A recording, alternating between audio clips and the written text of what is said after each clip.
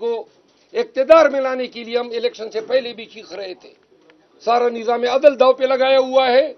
Election commission, इदारे, police, bureaucracy सब जो हैं उनके स्टूजिज बने हुए हैं। तो लिहाजा पाकिस्तान के अवाम ये आगाह हो, खान के दो टोक अल्फाज हैं कि हमारी असल जंग जो है आज से शुरू है और ये जंग हर रोज के साथ बढ़ती जाएगी। हम मजीद बेगुनाह असीरों की नजरबंदी को परमिट नहीं कर सकते हैं। हम इलेक्शन कमीशन की जो दस्तराजियां हैं और आए दिन हमारे साथ नाइंसाफियां कर रहा है, अब इसका इख्तिताम होना चाहिए।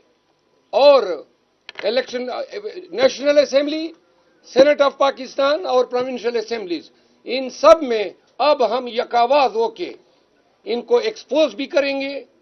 इनके खिलाफ हर रोज एहतजाज सख्त से सख्तर होगा। अब हम ऐवान में जब भी जाएंगे तो तमाम नताइज की परवाह किए बगैर, कोई हमारे साथ लड़ना चाहता है तो आज़ाद है। हमने आज भी तामुल से काम लिया जब उनकी खवातीन जो है गलत इशारे कर रही थी, लेकिन आज भी हमने तामुल से काम लिया। आइंदा जो है जब कल स्पीकर का इंतखाब होगा तो जो जेल में नेज़ बैठे हुए हैं उनके वोट डालने पे हमारा एहतजाज होगा।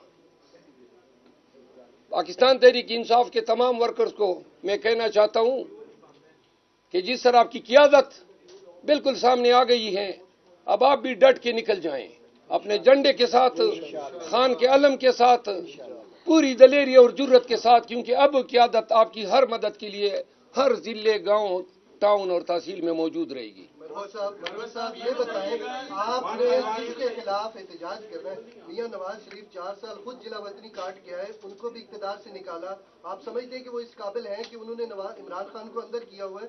आपको जिनके खिलाफ एहतजाज करना चाहिए उनके खिलाफ खुल के क्यों नहीं बात कर रहे? हमारा एहतजाज सबके खिलाफ था, नवाज शरीफ और उनके सहूलतकारों के खिलाफ था। सहूलतकारों का नाम लें। सहूलतकार आपको पता है कि पूरी एस्टेब्लिशमेंट की ईमा पे ये तो बना हुआ है। एस्टेब्लिशमेंट का नाम क्या है सर? उसका कुछ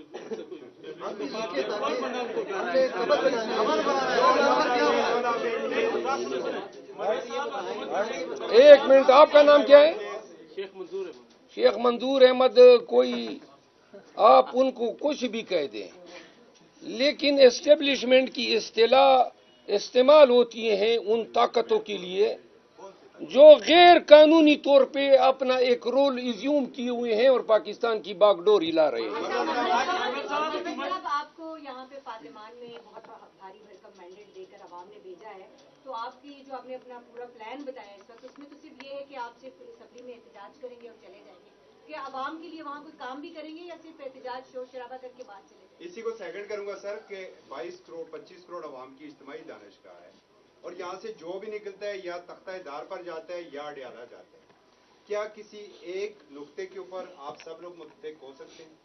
जितने तख्ता-ए-दार पे गए हैं और अडियाला गए हैं, बहैसियत एक कानूनदान के मैं इन सब की मजम्मत करता हूँ।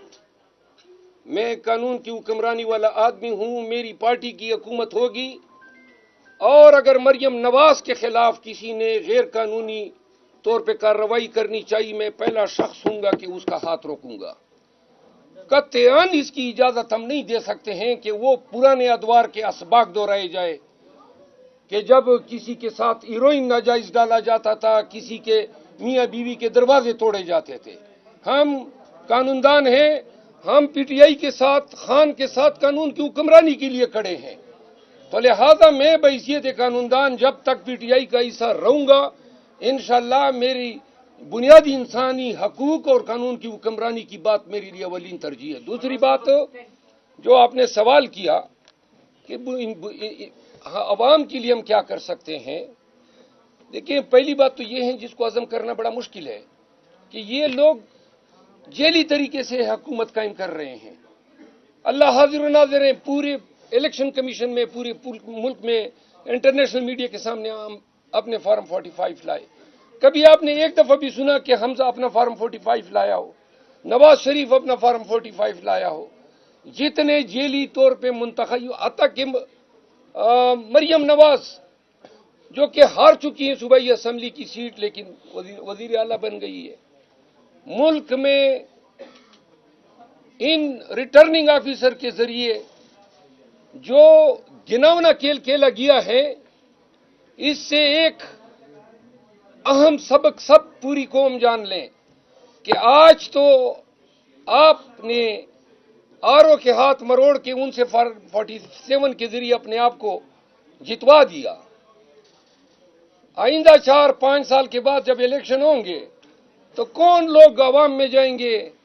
آر او کے ہاتھ مروڑنے کے پیچھے سب بھاگیں گے. آپ نے جمہوریت کا مستقبل داؤ پہ لگایا ہے. عوام کے لیے ہم اور خان کا یہ پیغام ہے کہ جس طرح 2/3 سے زیادہ اکثریت سے قوم نے پی ٹی آئی پہ اعتماد کیا ہے، اس کا حق ہے کہ ہم عوام کو ڈیلیور کریں. تو لہذا اس ایوان میں اور ایوان سے باہر عوامی خدمات کے سلسلے میں ہم ایک پازیٹیو کردار ادا کریں گے. ان پالیسیز کو ہم مرتب یا متعارف کرانے کی کوشش کریں گے جس سے عوام کو سہولیات حاصل ہو. ایک چیز ہم ابتدائی طور پہ اعلان کر رہے ہیں کہ ہم آئین میں قانون میں ایسے فوجداری اور ضابطۂ فوجداری کے ایسے امینڈمنٹس لا رہے ہیں جس کے ذریعے ذرا خاموش ہو جائیں، 2 منٹ بعد جس کے ذریعے آربیٹری اریسٹ، لوگوں کو بغیر وارنٹ کے اریسٹ کیا جانا، تفتیش کے لیے فزیکلی حاضر ہونا یا ڈیجیٹل یا سائبر پریزنس کو قبول کرنا، یہ چیزیں ہم انشاءاللہ ترمیمی بل کے ذریعے متعارف کریں گے. جلدی آپ کو نظر آ جائے گی کہ ہماری کے پی میں اصلی ہے ادھر اور پنجاب میں جیلی ہوگی.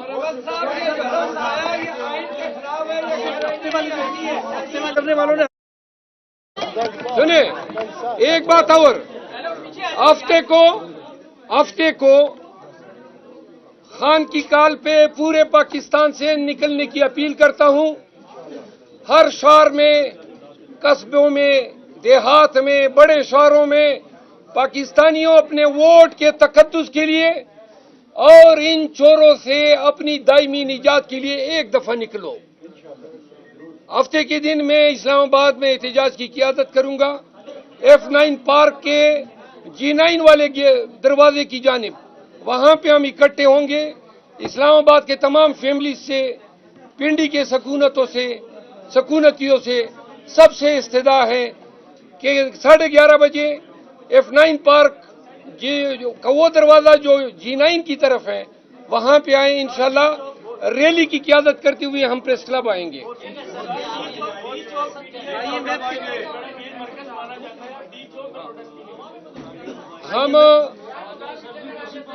ہم F9 پارک سے پریس کلب آئیں گے. ڈی چوک پہ ہم تب آئیں گے جب دھرنے پہ آئیں گے انشاءاللہ.